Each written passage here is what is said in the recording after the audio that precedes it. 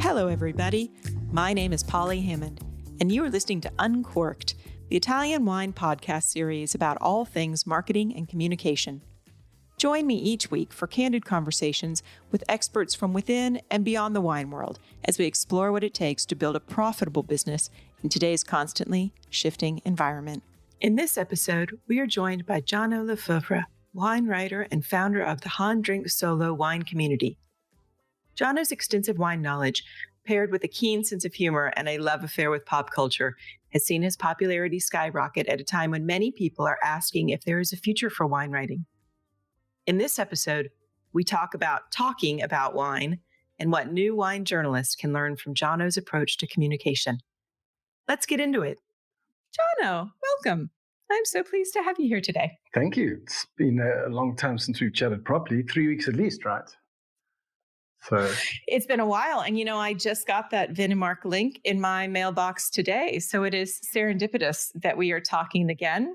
But that having been said, I've known you for yonks, to use a good old-fashioned Kiwi term.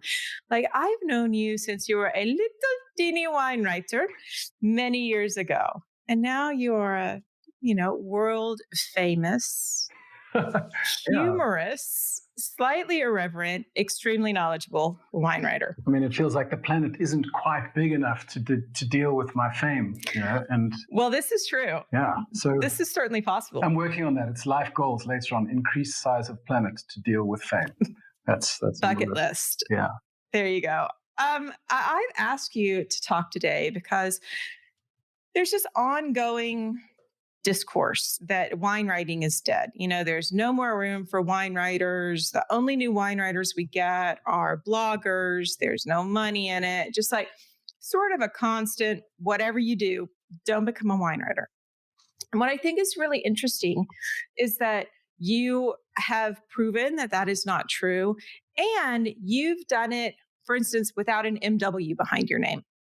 And you've done it in it's funny because I use the word irreverent, but even when I say that word, I don't think that you are irreverent. I think that you're humorous. I think that sometimes you can take the piss out of our industry, which is needful.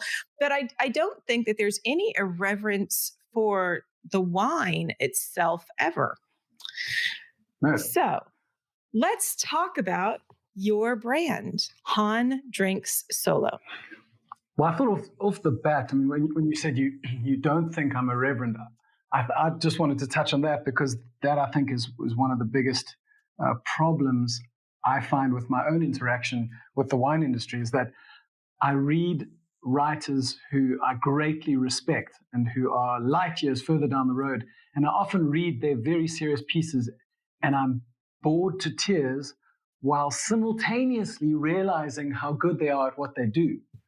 And I think I live in that little space of going, so this is what a real wine writer is like. One day I'll grow up and put on my big boy wine writing pants. And at the same time, I go, I can't think of anything more I'd rather not be. So I think in that was the challenge of coming up with Han Drink Solo in the first place, was how to find a way to really communicate how much I deeply love and respect the industry and the people, but also feeling like, man, something has to be done differently. I just don't know what. So it was a very amorphous place for me to start, I think. So you didn't know what, so you started just kind of backing up even pre-wine. You were a journalist and you wrote for all kinds of magazines, right? Like, yeah. Let's just talk about who you were writing for. Yeah. Yeah. So I came out of university. I mean, even before university, I remember my parents saying, son, don't chase money, chase your passions. I think back now, possibly I wish they'd said, chase money a little bit and then chase your passions. But I took their advice and I thought, okay, well, I love science and I love movies and I love music. And so at the University of Cape Town at that time, I was like, lo and behold, there is a bachelor degree of science and music.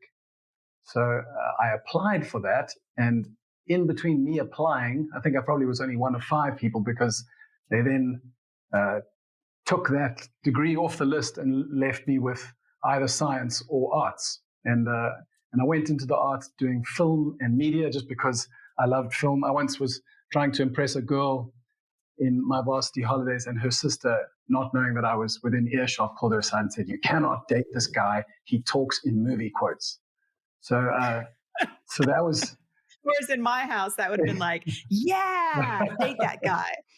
Yeah, so I've always had the kind of, from the beginning, there was a lot of music and film, but also at my soul, I'm deeply pretentious. So I wanted to talk about movies and music, but I also wanted to appear fancy. And so when I graduated with what was in the end a journalist degree in film and media, majoring in print when that was a thing, I started writing for men's lifestyle magazines about whiskey and cigars and cologne and that is fashion. Pretentious. Yeah. Good Lord, Jono. I mean, I was like, how do I make myself look better from the outside? That was pretty much when really you're like, how do I get the girls? Yeah. Is that what it is? I mean, that was kind of how it started out. Although, ironically, given that wine definitely fits into that category, that was not how I got into wine. Because one of the elements that I chased down in my you'll laugh at this. Sorry, just to interrupt myself. I did my kind of thesis, my degree thesis. We had to produce our own print magazine, and mine was entitled "The Fundamental Elements of a Charming Man." So, I mean, you really can't get much more pompous than that. Wow. Yeah. So, look, people who don't know you are not going to realize what a sweetheart you are. They're going to think that you're like mystery and you're writing the things about how to catch the chick. You're the pickup artist.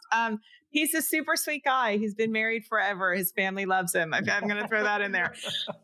Well, I mean, isn't that part of the thing, right? I think one of the keys to good communication is owning your foibles and being honest. I think that's one of the things that makes me different. Oh, this is a wine podcast. Yeah. Remember? So okay. We got to be willing to talk about wine with honesty. I mean we can touch on that later, right? How do you support an industry when you're asked to write about wines that are bad? That's a whole nother kettle of fish. But I'm getting distracted, I think. Sorry. Well, no, it's good because we can talk about your transition from being independent to now, being in the employ of some big name publications. But I just want to go back to something that you said, and I completely love this quote from yours. Your website. Wine writers love using terms like unfurling and poised and weightless. And one would be forgiven for thinking they were writing all of this in the middle of a monstrous shroom trip. So, some of your early stuff, I remember you had articles back in the day about like Tara Reid and wine. There was Wolverine. There was so much pop culture reference. And I guess my question is, if we just look at that before you were, had bylines in wine magazines, what was the response from the wine community, say, 5 years ago when you were writing like that? Did they look at you and say that you were high? Well, I suppose fair question. I think at the beginning, I think people really thought it was harmless but amusing, and I think that most people they really warmed to it. I actually started writing about wine as a hobby on the app Vivino when it was very, very new, and so it was quite. I think my highest ranking in South Africa was 5th or 4th because there weren't that many people on, but. So I would always say, "Oh, this wine ages better than Raquel Welch," or "Goodness gracious, this is Mickey Rourke in a bottle. Looks 20 years old but is only 18 months." So that I kind of do that sort of thing, which is also tricky, I guess, when you're being mean about people. But for the most part, people loved it and would send me bottles of wine and saying. So your Vivino people loved it. So the public. Thinks it's awesome. Well, yeah. Well, the wine industry is actually quite embedded within the Vivino app. So you think you're chatting with, Ken F23, and that might turn out to be Ken Forrester, Stellenbosch legend, or so there was a lot of kind of interplay there, and that was actually how I started getting invited to events and being asked to write more serious pieces. Was a lot out of, weirdly, a mobile app. But because I was a journalist, yes. Do you still use Vivino much? Every now and then I more as a reference. I think it's a great reference guide. It's just such a huge body of data. But you're not still like deeply involved in sort of that social space. Because I remember when Vivino had really good communities, but like you, I use it to say, oh, there's a wine list. Which one of these should I pick when I don't know any of them? But not so much for kind of the rating and reviews and the humor and the community. And I didn't know if that had shifted across the platform or not. Yeah, I mean, I think when we first chatted, I met your husband through Vivino. Were it not for Vivino, I don't think we'd be talking right now. And there was a great community. Yeah. So yeah, I felt like there was a time when I needed to move onto the platform, and that was actually when we started talking about a blog platform and moving into more serious writing. But I never wanted to lose those pop cultural references. Mostly because I don't like the idea of wine being this like fetish that either, or I don't know, artifact that either belongs in a dark cupboard somewhere or on your mantelpiece, like all static. It's got to be part of your everyday life.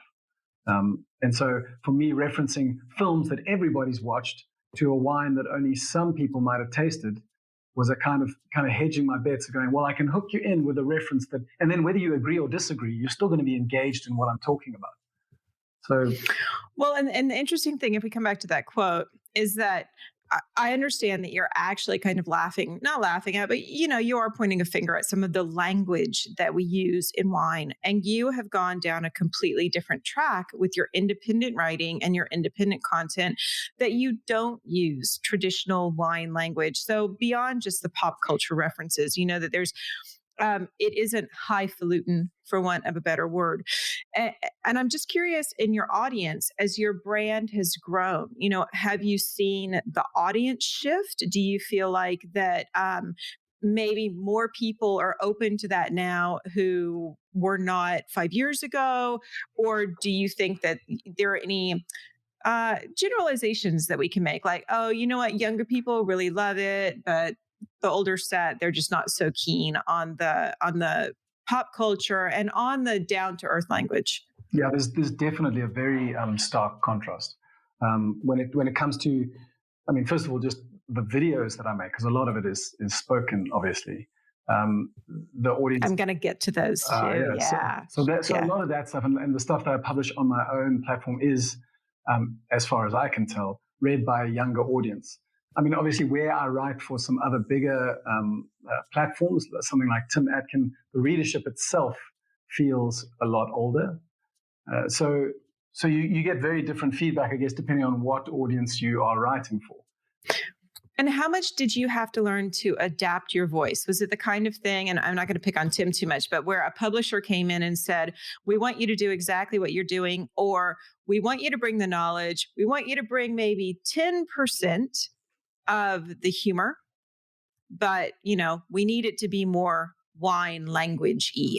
So I haven't felt any pressure like that in my writing. I think I've been very lucky to have editors who are kind of happy to leave me to be, but I have had a lot of pressure when performing media, like moderating panels or doing webinars or podcasts. There has been quite a lot of pressure to, just can you be a little more straight-laced? In fact, there was a time where some of the clients that I worked for would refuse to mention hand drink solo in my blurb. So they wanted me to be wanted me to be Jono Le Feuvre, wine journalist, full stop, as opposed to founder of the hand drink solo wine community. So I mean that was an interesting time, but I think that also slowly faded as even the more conservative platforms saw that. And I think what we touched on in the beginning, that my respect and love really is for wine and the sharing of that. So maybe people were suspicious of my motives because, as you say, I can poke fun at the industry. And if you've devoted your life to an industry and up comes this punk and starts making fun and implying that you do your day job while on psychedelics, then you can see why they would have been a little suspicious. But that seems to fade over time.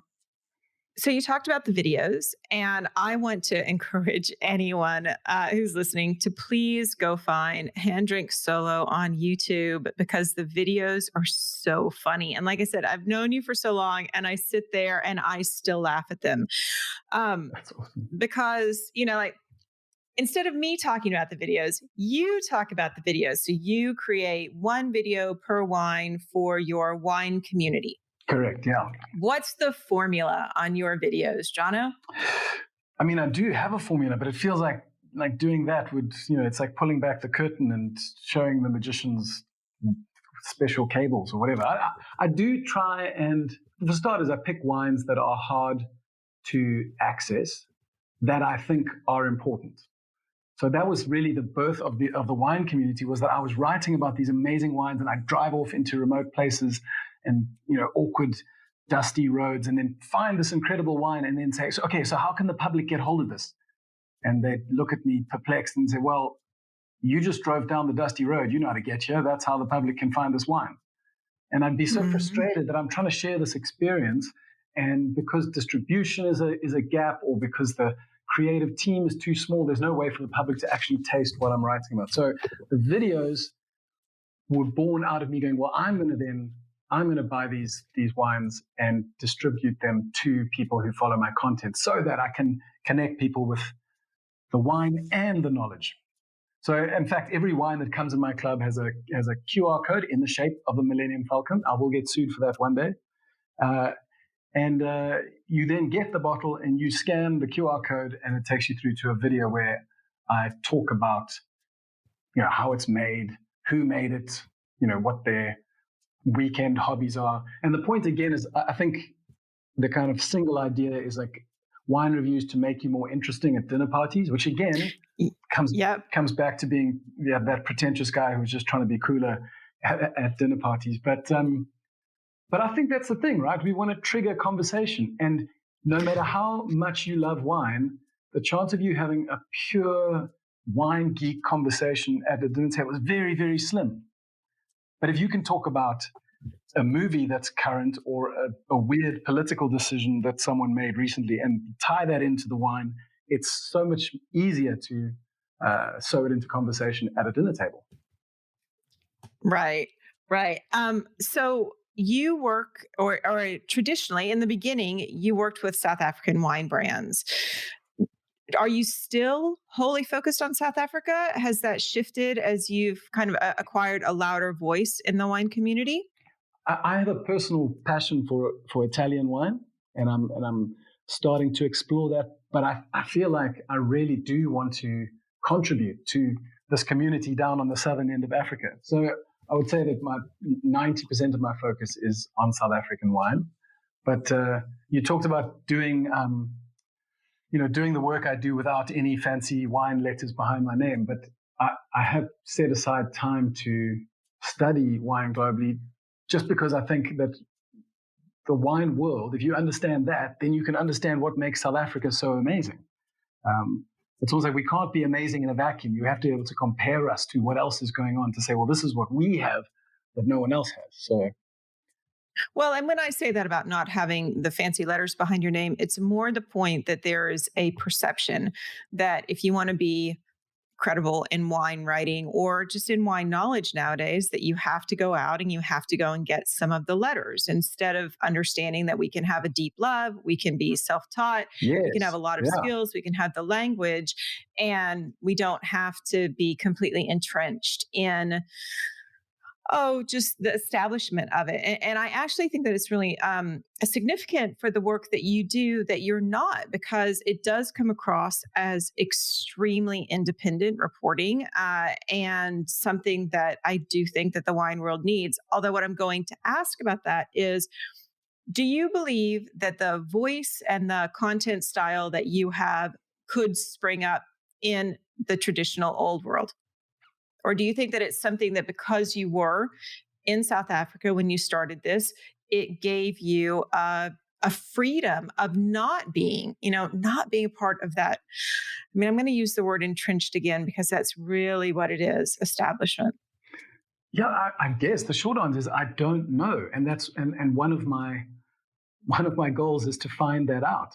I really want to, especially pushing into more established regions, and starting to write about some of the important players there, especially given an example like Italy.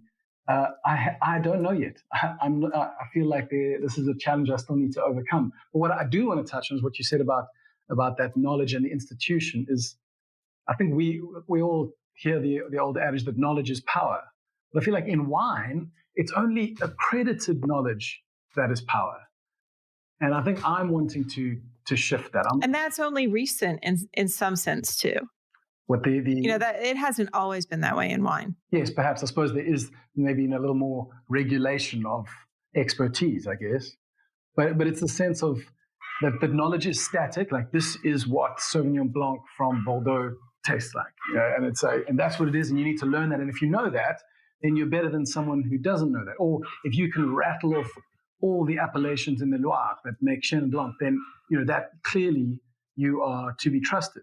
But if you could turn around and know none of those things, but say, did you know they found Chenin Blanc clones in South Africa that do not exist anywhere else in the world, and the French are now shipping them from Africa back to France to grow them there? I find that infinitely more interesting, but I'm not going to get a certificate for that. So I think the second one is far more conversational than the first one, but in the wine world, the first one is what gives you the credit and the status. And I've always been trying to turn that on its head. So we went from you being a journalist, and in your bio, it says that you wrote, episode synopses for The Young and the Restless, yes, which I really love. So we jumped from that to now you being in wine. But in doing so, we left out this very big, important middle space, which is you ran your own coffee roastery for how many years? Lots of years. Yeah, right? it's been around now for 13, it was coming up for 13 years. And I stepped out of it after 10 years to focus full-time on wine. So my business partner runs that now. It's called Rosetta Roastery. Yeah. I also have a really funny story about the roastery that I think you and I discussed some years back. I was flipping through a magazine. I was driving down the street. Anyway, on the back of a bus is this picture of you. And I was like, why is your picture on the back of a bus near me and my house a world away? And you have an interesting story that I really want you to share, because photography is such an important part of wine marketing, and nobody ever discusses weird things that can get fucked up. So tell me the story of how you ended up on the back of a bus in New Zealand when you own a roastery in South Africa. Well, so obviously, being in specialty coffee, it's quite a grind. It wasn't a deliberate pun, but and we understood that we needed great photography in order to get our brand out there. And we found this amazing Polish photographer called Marius, who said, "Okay, if you give me your roastery and your cafe," which we poured all our savings into design and kit out, "if you let me shoot for 2 days in here and use you guys as models, I will give you all of this stuff for free. You just let me sell it to a stock library." So we were like, that is no problem. That's a great deal. We're going to get a couple of 100 high quality images and whatever. It's going to go to a stock library. And really, that was it. And we did it, and we got the images, and we started using it. And then I think the first time I got sent an image of me standing in my apron looking very artisanal was when I was, the image was used as the kind of landing image or landing page image for hero image. Yes, hero. It was the hero image for conservativeamerican.com. Really? God, and anyone who looks at you would not peg you as a conservative American. Well, I think they were trying to appropriate the artisanal culture, perhaps. Who knows? Wow. You were the swanky conservative American. Yeah. That's hysterical. Okay, so conservativeamerican.com. You've just had your face splashed all over their website. Mm-hmm. And then it was also on the back of buses in Glasgow as well. So, I mean, there is the argument that I had the face like the back of a bus, quite literally. Italian banks have used it. And right now in Johannesburg, that same image is a double-story spread on the corner of a shopping center called The Mark. So it is bizarre how, but probably the funniest was at the time, the specialty coffee industry is quite small, and we would have competing roasteries sending out promotional material using my face to promote their event or whatever, which is fine because they paid for it from a stock library. But when I emailed them saying, I don't mind, I have no creative rights to this image whatsoever, I just thought you should know that I am your direct competitor. And on at least 2 occasions, I just got very angry emails back going, we used this, we're well within our rights to use this image. So I didn't push it further than that. And now I keep a little folder of interesting places that my face pops up. So Oh my God, I'm going to have to find that photo and link it in the bio or in the description for this episode so that everyone can start amassing use cases of those stock photos, because it's just hysterical. One of the reasons I bring it up, besides it's a really funny story, is that we see this all the time with wine. And it comes back like your photography on your site is equally, unusual for the wine industry. It's all very comic book styling. Yeah. Your videography on YouTube, I love the memes. I love the clips, all of it that gets put into it. So we talk a lot at Phyphorus with our clients around being representative in our photography, but also being more modern and more contemporary. And we see so many instances. I mean, the wine with hands. You, in fact, are the wine with hands for the artisanal coffee community. It's just Jono's picture. It's Jono, the Rosetta Roastery, all over the place. It's a complete. Is it something? Continue. Yeah. I was saying it's complete with the apron and the patchy beard. It's like that is specialty coffee to a T. Yeah. So coffee. I mean, I will tell you, and I'm about to get myself kicked out of the wine community when I say this. If I had to give up wine or I had to give up coffee, I'm giving up the wine. Like I am so much more of a coffee addict. And traveling the world, I realize the extent to which many countries just aren't. I'm quite fortunate to be Antipodean, where we have excellent coffee. Were there things that you just knew going into wine that you knew because of coffee? Were there things that surprised you, that there are the overlaps between, the crazy fan base? What were some of the lessons that you learned being self-employed in an artisanal product that has, taste profiles and technical sheets that then when you moved into wine, you were like, okay, it's all exactly the same. There's probably a butter contingent out there that does the exact same thing. Well, I mean, it's kind of funny that you ask. From the beginning, we were looking for slightly more creative ways to express coffee as well. So we never wanted to be too staid or stuck. In fact, we once found an old yogurt wrapper, I think, for it was a UK yogurt brand. I'm trying to remember. Whereas they were a small little artisanal yogurt or smoothie brand that would host these events, and they'd have a little bit of extra space on their label, and they would just use that space on the label to say, "Hey, join us in the park. There'll be strawberries and cream on the blankets by the river."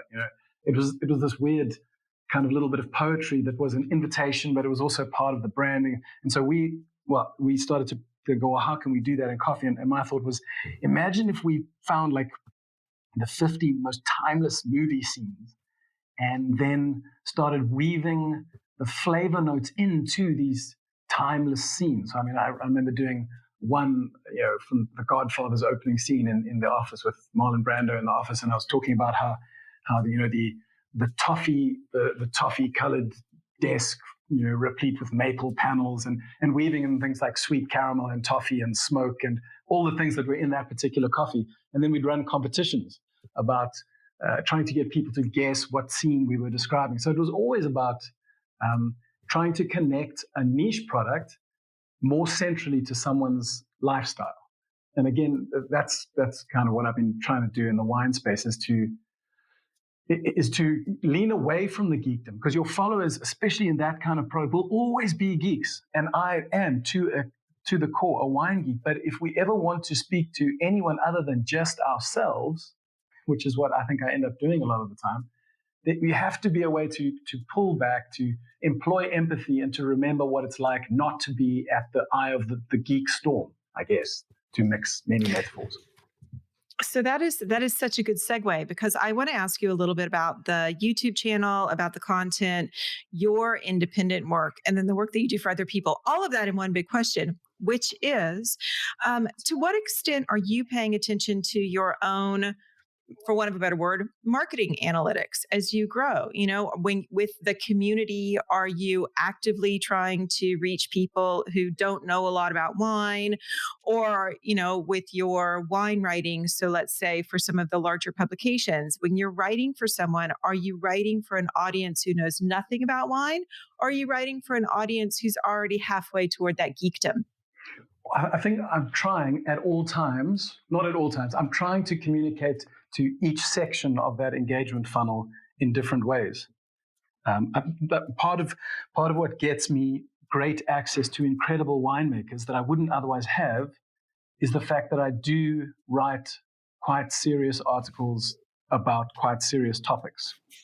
And I think that's very important to do, because it's almost like you have to earn your stripes a little bit. Because I do actually understand the dynamics of this industry.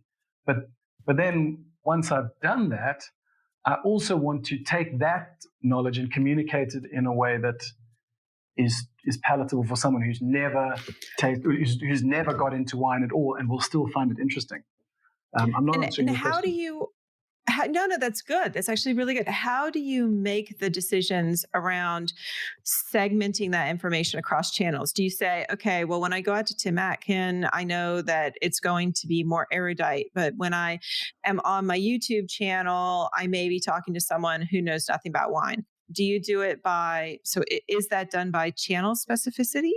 Yeah, I would say very much so. If I'm almost all of my long form writing, which is on other platforms, I'm trying to make an impact in an area that will see change amongst industries, change makers. I want to put writing out there that makes the important players have a second think about the way they do things. So that's almost like, I feel like that's separate to the Hand Drink Solo brand. It's me understanding that we're dealing with people, and I want to engage with these people so that we can see change in the industry. And you can't do that necessarily by making pop culture references in video. So that's really interesting, because one of the things that I notice I'm not going to pick on wine. I think it's anyone who is extreme niche, content or knowledge, is that the ability to adapt that voice isn't easy. We've certainly dealt with it with copywriters, and this is not journalists, but this is copywriters that we use, that they've got a very specific style. And that if we ask them to bust out of that too much for the purpose of some client work, that it's really difficult for them to do that. Is it your background or your education in journalism that allows you to adapt your voice for different channels of communication? Or is that, do you think that that's something anyone today growing up in the blogosphere can perfect as a skill? I really think the answer does lie in empathy. Again, and I'm probably going to bring that up a number of times. I think having got a lot of negative criticism from editors in the past is something we can all learn from. So sure, that's a result of training and time. But the editing process, let's just stop right there. One of the things that you went through getting your education is that you did have an editor. And that does not always apply to everyone who's writing in the wine space. Yes, I suppose that, and maybe that's the difference between just a blog where you are publishing your own voice, and it is purely about you, and having to deal with other clients. But again, and that's, I think, your question is, how do you adjust? And my answer is that you really try to get to know the person that you're writing for. We've got to ask, why do we communicate? Surely it's not to make a noise or to scream into the void, but it's to make an impact, right? Well, I don't know. For a lot of people nowadays, they write in order to sell something. A lot of wine writing is based on, it's content writing. We need to pitch some wines. We need to get them out the door. And this kind of comes back to what you said at the very beginning of the call, which is, what do you do when you've been asked to write about a wine that, is not of a quality that you would normally write about? And we hear all of our wine writers, of course, in the public spaces, talk about how this is a really big challenge. Yeah. I suppose, and that's also. So how do you handle that? So where there are wines that I genuinely don't like, I usually say nothing. I know that some of my colleagues are a little more front-footed, will actually email back to say, hey, I really didn't enjoy the wine, so I'm not going to write anything about it. But I found that that's never been a positive experience. They've never been like, wow, thanks so much for the honesty. We appreciate it. So I say nothing. And if I'm pushed hard on the topic, I then will eventually say that. But I think that can be avoided. There's always something that will trigger a conversation. It's very seldom that I'll be given a wine where there's absolutely no redeeming qualities. So if I really don't like it, but I think the initiative is incredible, it is quite easy to focus on, I don't know, say the fact that they have this incredible vine training program where people are being given employment where otherwise they would be destitute. That is something I can focus on and steer right away from the quality of the wine. And where possible, that's exactly what I do. But obviously I'm happiest, as I said at the beginning, where I'm talking about a wine that is important, not only because it brings pleasure, but because it is a little glimpse into perhaps a trend that is rising or an important change in ethos. So those are the things that I gravitate towards. And a really nice lead into what's been happening with South African wine. You became very public during the lockdown as one of the people who was, a voice around concerns for the financial stability of the South African wine industry during a very tough time.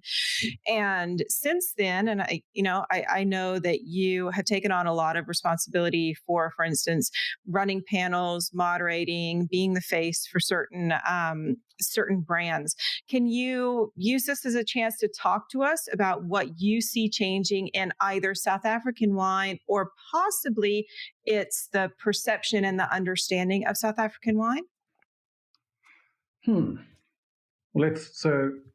we want to talk about... So what do you think we know now, we being non-South Africans, those who are not immersed in the South African community, that we know now that we didn't know in February 2020 before we all ended up locked down and, in this case, having to rally around a community that was going through some pretty severe financial hardship?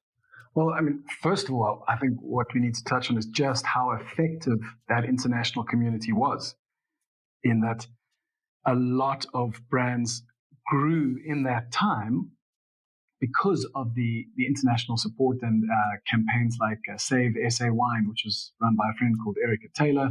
And so, sorry about my beagle in the background, but so it was, the first thing to say is just that the support was incredible. And I think we saw South African wine featured in a number of places that it wouldn't have poked its head previously. There was some interesting data out of a paper published by Pauline Vicard from Arini Global. And I got to talk to her about it, and I said, what can South Africa learn about the world of fine wine? And one of the things she said was that while critics recognize that South Africa is producing some incredible so-called fine wines, by and large, the public don't get that. We're seen as a kind of bulk producer of moderate quality. And I think over the last 2 years, because we've had some serious publications talk more about our wines, the public is waking up to the fact that South Africa really is producing fine wine. So that's been a process that has changed almost purely through density of communication. And I think that's has been incredible for us to see. I mean, last year, 2 wines out of Constantia both saw huge auction records, one selling for almost a million rand, which I guess is that would be about $800,000. Well, my maths might be a bit off there. A little bit less than that, $700,000, which is incredible. Yeah, and then absolutely. And then also to see some very old South African red wine, still wine, some 60 or 70 years old, getting also auctioned off for between $5,000 and $6,000. These were things that would never have been possible had we had not seen our profile rise. So I think that message of South Africa producing incredible, age-worthy, fine wines has finally begun to penetrate. And that I don't think was even on the public radar 2 years ago. Yeah, and I don't want to say that we want to profit from a terrible time, but I can't help but think that in some sense, the industry rallying in support of South African wine was one of the things that has brought that to the fore. And I guess what I'd like to think is that we can look at that as a case study of what collective action can do. You do quite a bit of consulting now, isn't that correct? You've got the community as well as your consulting. Um, can you just talk a little bit about what that means to nowadays consult to these brands? Well, and you asked earlier about some of the pressure to change or conform. And that, I've probably felt that most in the consulting section of my job. And that would be where people would see my videos and read my more irreverent reviews and then say, oh, we're totally overhauling our brand. We want to change our communication voice. Can you help us develop this voice? We love what you and do. And they're coming to you because you just have a new and different voice in a way. Sure. So the thing that's attracting them to you is that you are not traditional. Yeah, I mean, it's the purple cow, but then you right? Get into the consulting, and that's where you feel like you have to kind of tamp some of that down. Is that what I'm hearing you say? Yeah, well, what they'll say is, we love what you're doing. Can you do that? And I'll turn around and say, but your brand is nothing like Hand Drink Solo. So if you're wanting to change it up, there still has to be some authenticity. And so the way I've solved that problem in the past is gone, okay, well, let me get to know the people behind the brand. And it's almost like you want to know them well enough to deliver a really good best man speech at their wedding. If you can do that, you can probably find the most personal elements of the brand and bring that out in a way that feels authentic to them. And again, coming back to, you're not dealing with brands so much as you're dealing with people, or at least that's my approach. What I find most noteworthy in that, because we do a very similar thing, but a lot of brands, and this is not just wine brands, I don't want it to be like I'm picking on our industry too much, is that a lot of brands, they want the quick fix. They, no, I don't want you to take the time getting to know me well enough to give the best man speech. I just want you to, I want you to write it right now. Can you just make it happen? And that expectation that the hard yards don't need to be put in, is sometimes what gets us in a lot of hot water in our marketing. I always equate it to making friends. I mean, good marketing and communication is something that we all do all day, every day, because we all are civilized beings with all various levels of friendship. Well, and some of them are just our best friends. Yeah, no, 100%. But I wanted to touch on that thing of, they don't have time, they want the instant fix. But I mean, even if it's a little bit of testimony in reverse or something, I remember chatting to you in the early days about trying to formulate Hand Drink Solo as a brand. And I remember you saying, well, look, you really have to sit down and give this a long, hard think. And I think you asked me to come up with 50 names or something. I can't remember the exact. I have no memory of this. So apparently I was useful back then. Man, I sat down and came up with 50 names and like scratched all the terrible ones off. But I came up with them. I made sure that I wrote them all down. And then we had to go through. I was going through stock video library to find some footage that I think would be relevant. And it was funny how I'd had all these clips of, as you say, bottles with the hands and the label and the shadows and the soil and the vines, and it was just not resonating. And eventually I came across a little clip of a man and woman sitting at what was obviously a very awkward first date. And it was this comedic clip. And all of a sudden I'm like, that is exactly where what I'm doing lives. Now, the point of all that is, it doesn't matter what I was doing or wasn't doing, but it wasn't a quick fix. It was sitting, like, it was a deeply creative process that was both reflective and creative. And it was about trying to discover the kind of authentic core. And maybe I've taken too many words to say that, but I don't think there is a quick fix to meaningful communication. I think that there's something there that's really significant when I think about kind of empathy and empathetic marketing, was that it wasn't, I'm picturing myself in the vines, or I'm picturing myself behind a desk, or I'm picturing myself, at wine awards or whatever it is. It's, I'm looking at a picture of where what I do fits into the lives of my market. And that's a great exercise. I'm going to use that with my clients of actually going through that process of going through stock photography, which you can do for free. It's all over the internet, right? Going through stock photography and being like, where is your story told? Find the picture that shows me where your story is being told. And let's build out who those customers are from that story. You are very clever. That is smart. So I followed instructions. That's what I did. Yeah. So I kind of want to come back around to the thing that I really, really wanted to start and end this conversation with, which is the notion that wine writing is dead, which when I look at you is not the case at all. What would you say to someone who right now is starting out and they want to make a name for themselves, but man, we're a hard gate-kept industry. How do they do that? I think there's two parts. I think the first is to engage with, we were talking about that accredited knowledge, right? Like you need to know the textbook. You need to know the rules in order to break the rues, which I think is a cliche. Break them. Old rule of art, right? You have to know the rules before you can break them. But exactly. And I think it's this idea that once you've learned all the static knowledge, if you're not asking the questions, but why do those rules exist, then you're dead in the water. Then maybe your writing is dead. Because I think that why question is far more important than the what question. And I mean, we give an example of, I don't know, like what is the what of South African wine, for example. Elgin is a cool region. It's great for Chardonnay and Pinot Noir. But what does South African cool region mean? And is it really cool? What other regions is it like? Well, it's not unlike Bordeaux, certain parts of Bordeaux. Do they grow Chardonnay and Pinot Noir there? No. Actually, there's a lot of great Cab and Merlot-based wine. So is it possible that Merlot would grow well in Elgin? And this is just one of the theories I'm working on now. And it came about because my question was, but why? I hate a lack of coherence. And I think the best writers are always challenging the existing knowledge, leaning back on the framework. They're not coming in guns blazing, going, everything's wrong, you guys all suck. But what they are saying is, this is amazing, but can't we connect these dots in a way that they haven't been connected before?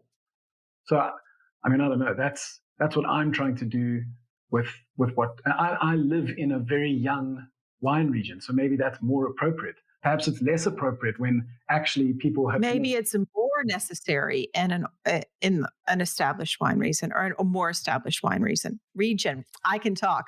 Maybe it's more necessary in the established spaces where things often are done just because that's how they've always been done. Maybe that's where we need the critical Q&A. Yeah, 100%. And I suppose I've spent the last couple of days reading about fascinating sustainable agriculture initiatives in Bordeaux and how there's some movements that are trying to trigger young people to view themselves as having careers in something like viticulture, which is apparently really difficult. Very difficult, yeah. And so I suppose that sort of stuff is happening, but I think that's the most exciting place in the wine industry to be, is to be with the people who are going, not asking, well, how are things? I'm going to report on how things are. Instead, they're choosing to report on how things could be. I think that's an exciting space to be. And I think that's going to be at the heart of any good wine writing that brings life to the industry. And I guess to that, I would only add, give it some time. Yeah. Like, don't expect that it's going to be overnight claim to fame. Yeah. Well, and also perhaps be willing to be wrong as well and be willing to apologize for that from time to time. I think that's really important, especially. What? you don't agree? No, I'm just like, we can't end an episode on that. That's a huge topic. Nobody's allowed to be wrong right now. Awesome. I'm so grateful to you for joining me today. I know that you shoehorned this into a very busy schedule, and it would be lovely to see you when you head Europe away soon. So I will let you get back to the business of being a super awesome wine writer. Thank you, Jono. Thank you, Polly. It was great to chat with you. And that's a wrap for today. Thank you for listening. And a great big thanks to Jono for joining us. The Italian Wine Podcast is among the leading wine podcasts in the world and the only one with daily episodes. Tune in each day and discover all our different shows. Be sure to join us next Sunday for another look at the world of wine marketing.